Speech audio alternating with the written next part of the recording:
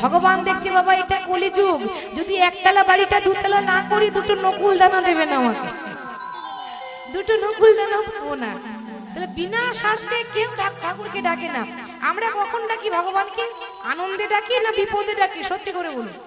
বিপদে ডাকি, আনন্দের সময় ভুলে যায়, আর বিপদে পড়ি হে হরি রক্ষা করো, তার আগে ডাকি না। দেখেছেন কত আমরা কেমন আমরা ভক্ত। তাহলে ভগবান দেখছে যে বিনা স্বার্থে কেউ ডাকে না, আর ওইটুকু একটা ছেলে তার মনে কোনো স্বার্থই নেই।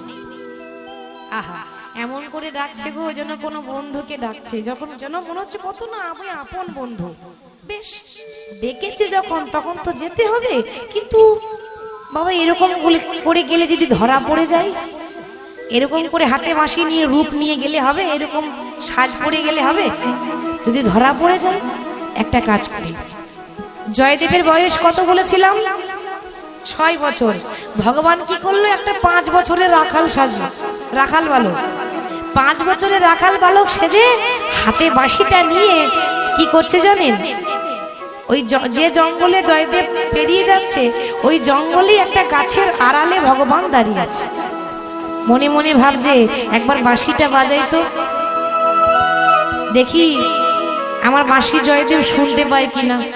আমার বাঁশি শুনে ব্রহ্মার ধ্যান ভাঙে, আমার বাঁশি শুনে যমুনা উজান বয়, আমার বাঁশি শুনে পাষাণ গলে যায়, মানে পাথর গলে যায়। দেখি আজকে জয়দেবের হৃদয় গলছে কিনা।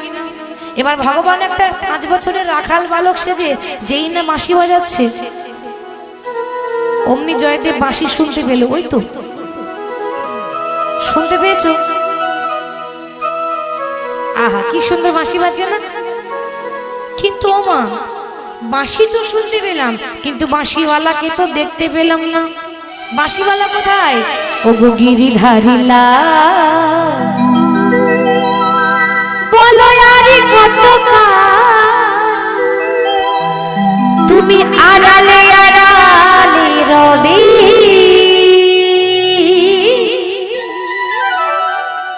তুমি আড়ালে আড়ালে রবে। গিরিধারিলা আরে কত আড়ালে আড়ালে রবে, আড়ালে আড়ালে রবে। ও গো গিরিধারিলা আরে কত আড়ালে আড়ালে রবে, আড়ালে আড়ালে রবে। গিরিধারিলা আরে কত আড়ালে আড়ালে রবে, আড়ালে আড়ালে রবে। আমার নয়নের জল বহে বিরাম, নয়নের জল বহে বিরাম, নয়নের জল বহে বিরাম, নয়নের জল বহে বিরাম। তুমি দর্শন দেবে বাবি গিরিধারিলা আড়ালে আড়ালে রবে, আড়ালে আড়ালে রবে। ওগো গিরিধারিলা আরে কত আড়ালে আড়ালে রবে, আড়ালে আড়ালে রবে। দেখা যদি নাই দেবে অগনিরুদয়, তবে কেন আশা দিয়ে ভরালে হৃদয়। তুমি দেখা যদি নাই দেবে ও নিরুদয়, তবে কেন আশা দিয়ে ভরালে হৃদয়। প্রভু দেখা যদি নাই দেবে অগনিরুদয়, তবে কেন আশা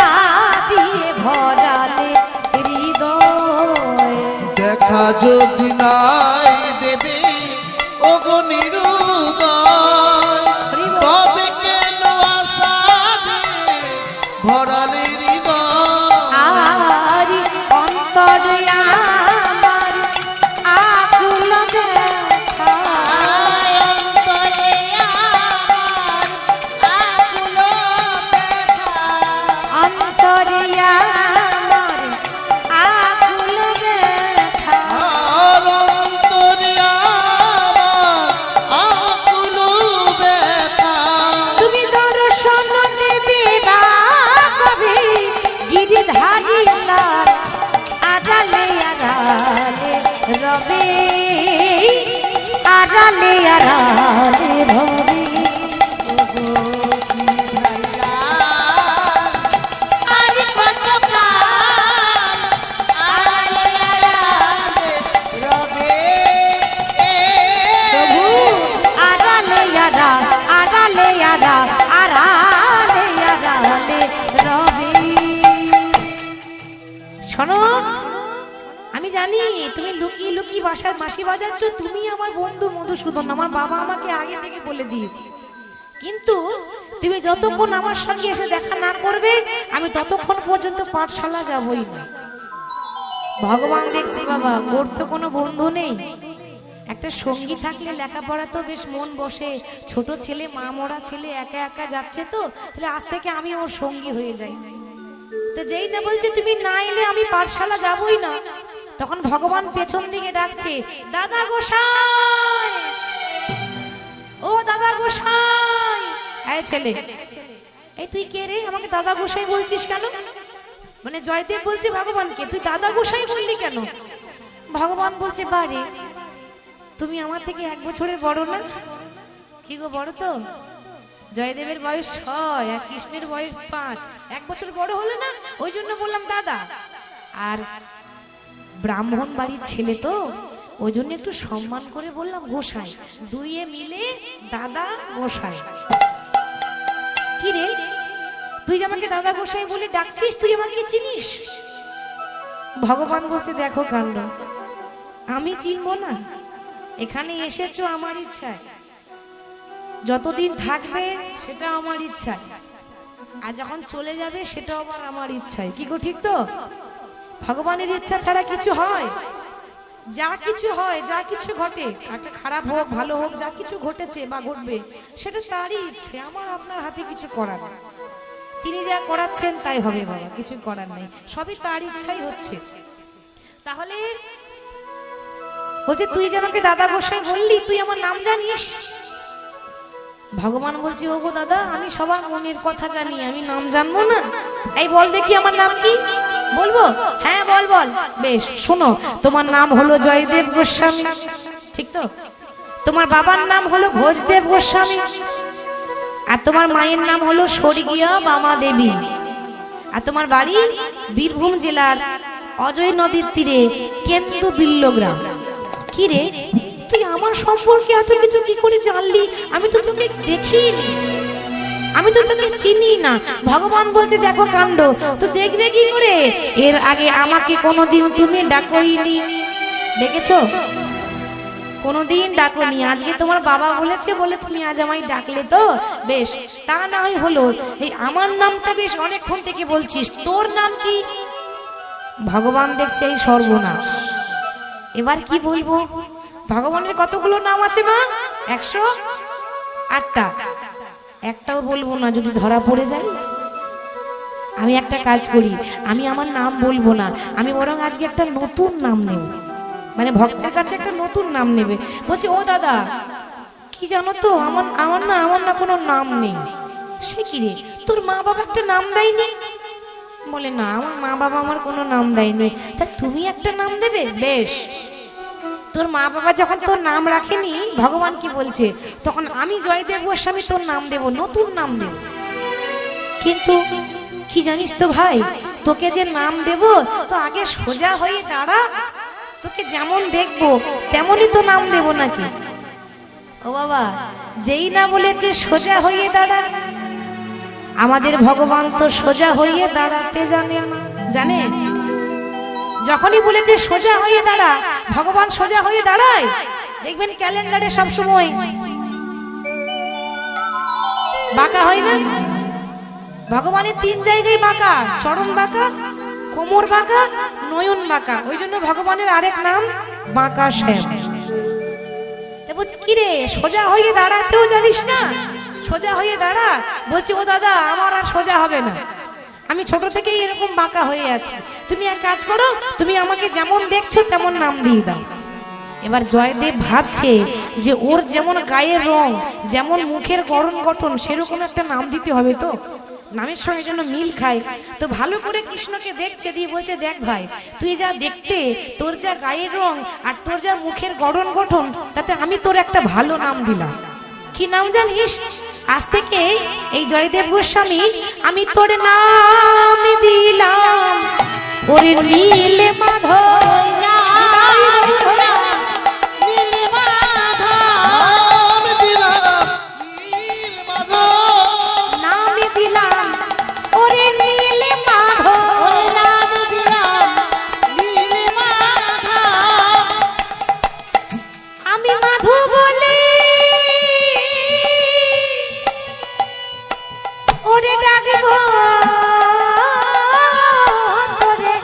তবে নামে দিলাম আমি নীল মাধব। মাধব বলে ডাকিব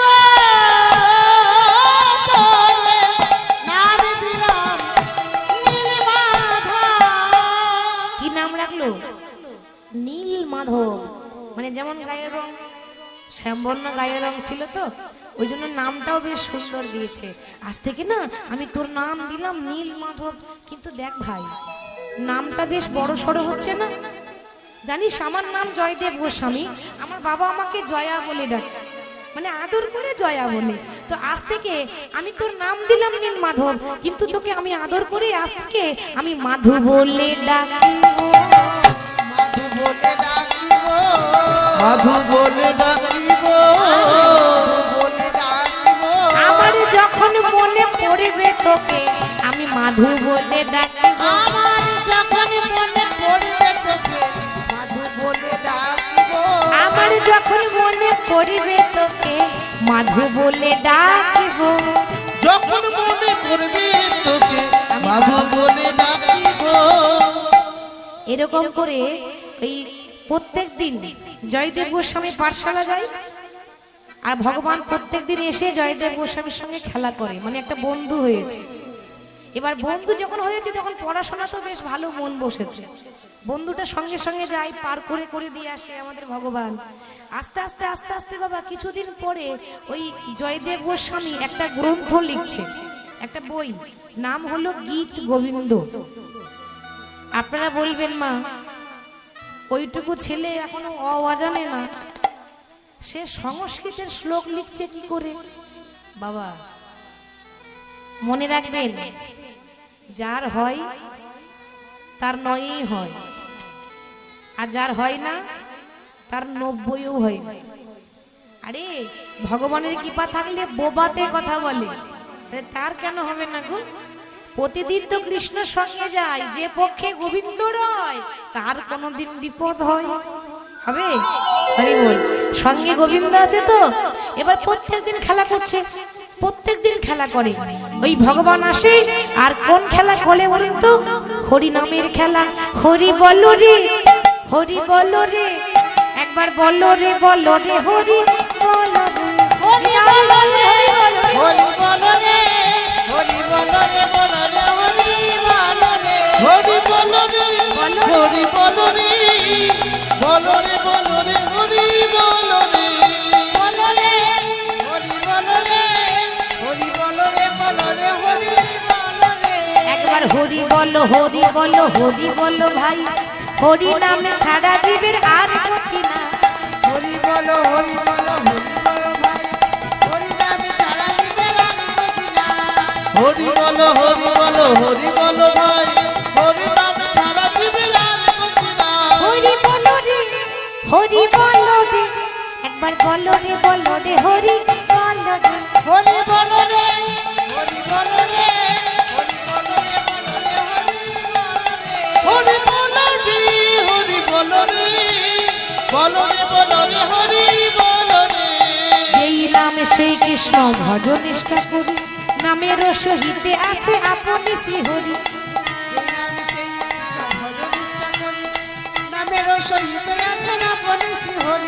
যেই নামে সেই কৃষ্ণ ভজ নিষ্ঠা করি নামের সহিতে আছেন আপনি শ্রীহরি। যেই নামে সেই কৃষ্ণ ভজ নিষ্ঠা করি নামের সহিতে আছে আপনি হরি হরি বলো রে হরি বলো বলো রে বলো রে হরি বলো রে হরি বলো রে বলো রে বলো রে বলো রে। হরি বলো রে বলো রে হরি বলো রে হরি বলো রে হরি বলো রে বলো রে বলো রে হরি বলো রে হরি বলো রে বলো রে বলো রে বলো রে। বলো রে বলো রে হরি বলো রে। প্রত্যেক দিন যখন কৃষ্ণ ওই সারাদিন ওই জঙ্গলে ওই জয়দেবের সঙ্গে যখন সময় কাটায় ও মা কিছুদিন পর রাধারানী রাগ করে বসে আছে। ভগবান বলছে কি গো রাধে তো তুমি রাগ করে বসে আছো কেন? তখন রাধারানী বলছে কৃষ্ণ তুমি সত্যি করে বলো তো বধূ ওই তুমি ওই প্রত্যেক দিন ওই জঙ্গলে কার সঙ্গে দেখা করতে যাও? আর যেই না বলেছে কার সঙ্গে দেখা করতে যাও ভগবান বলছে এই মরেছি একেই বলে নারী জাতি। সন্দেহ ঢুকে গেলে আর বেরোবে না। আরে বাবা আমার ভক্তের সঙ্গে দেখা করতে যায় জানি জানি তোমার তো অনেক ভক্ত আছে রাম শ্যাম যদু মধু কত ভক্ত তুমি শুধু আমাকে বলো যে ওই যার সঙ্গে লুকিয়ে লুকিয়ে দেখা করছো বলি সে পুরুষ না নারী? মানে পুরুষ হলে রাগটা একটু কমবে আর নারী হলে রাগটা বাড়বে। রাধারানী নারী জাতি তো সে মনে করে কৃষ্ণ আমার একাই আমি আর কাউকে দেব না। আরে বাবা আমি যে ভক্তের সঙ্গে দেখা করি সে হলো পুরুষ তা আবার ছোট 6 বছরের ছেলে। তা তোমার যদি সন্দেহ হচ্ছে তো তুমি নিজে গিয়ে দেখে নেবে। বলে যাবো মানে কি যাবো বলে আমি প্রস্তুত। প্রতিদিন তো তুমি একা একা যাচ্ছ লুকিয়ে লুকিয়ে কাল থেকে আমিও যাব।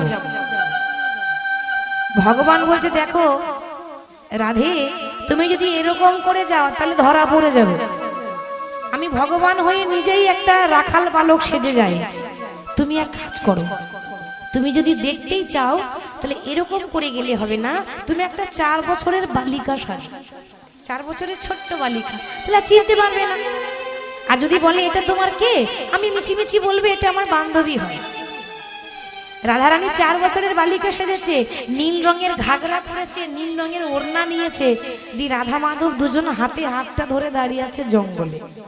পরের দিন জয়দেব আবার পাঠশালা যাচ্ছে পরের দিন জয়দেব আবার পাঠশালা যাচ্ছে গাইতে গাইতে যাচ্ছে প্রভু আমি অনেক যত্ন করে প্রভু তোমাকে সাজাতে পারিনি তোমাকে সাজাতে পারি আমি অনেক যত্ন করে তোমাকে সাজাতে পারিনি হরি বল তোমাকে সাজাতে পারিনি আমি অনেক যত্ন করে তোমাকে সাজাতে পারিনি তোমাকে সাজাতে পারি আমি অনেক যত্ন করে তোমাকে সাজাতে পারিনি তোমাকে সাজাতে পারিনি আমি জনমে জনমে কত ডেকেছি আমি জনমে জনমে কত দেখেছি আমি জনমে জনমে কত ডেকেছি আমি জনমে জনমে কত দেখেছি আমি তবুও তোমার দেখা পাইনি তবুও তোমার দেখা পাইনি আমি অনেক যত্ন করে তোমাকে সাজাতে পারিনি তোমাকে সাজাতে